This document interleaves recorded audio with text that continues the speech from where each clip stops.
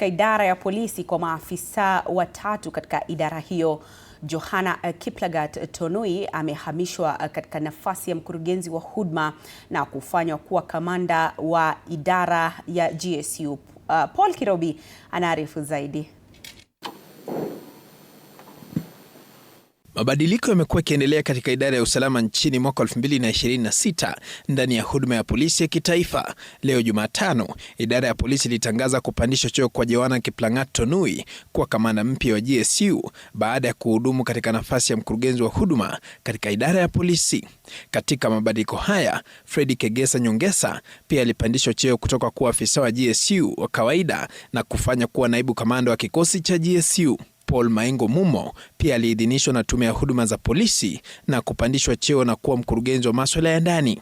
Hapo awali, Maingo alikuwa mkurugenzi wa uhakiki wa ubora, yani quality assurance, katika idara ya polisi. Inspekta Jenerali wa polisi Douglas Kanja alipotoa taarifa kwa vyombo vya habari, alisema kwamba mabadiliko haya yanaanza siku ya leo. Mwezi Mei mwaka huu pia kulikuwa na mabadiliko mengine katika idara ya polisi, ambapo kamanda wa polisi katika kaunti ya Uasin Gishu Benjamin Mwanthi alitajwa kuwa kamanda wa trafiki. Mwanthi alichukua nafasi ya Fredrick Ochieng, huku Ochieng akihamishwa hadi katika makao makuu ya polisi. Kipindi ambacho kulikuwa na hitilafu katika mkutano wa rais katika kaunti ya Kilifi, pia kulikuwa na mabadiliko mengine. Paul Kirobi, TV47, Nairobi.